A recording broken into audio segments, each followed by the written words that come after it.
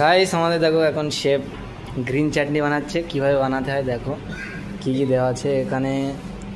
ধনে পাতা দেওয়া আছে, তোমার পুদিনা পাতা, তারপরে এখানে আর কি কি দেওয়া আছে শেফ একটু বলো।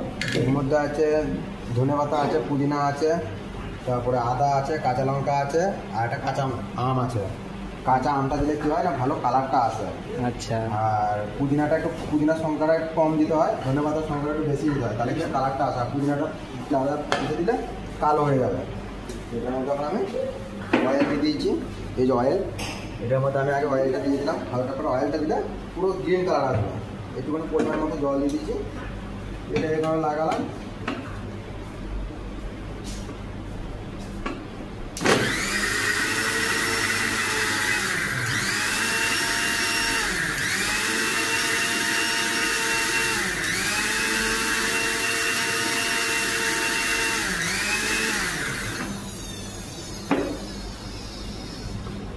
এটা কালারটা এরকম আসবে। এটা একটু পাতলা হয়ে গেছে, প্রথমবার একটু পাতলা করতে হয়, তাই জলটা বেশি হয়ে গেছিলো বলে এরকম কালার আসবে এটা।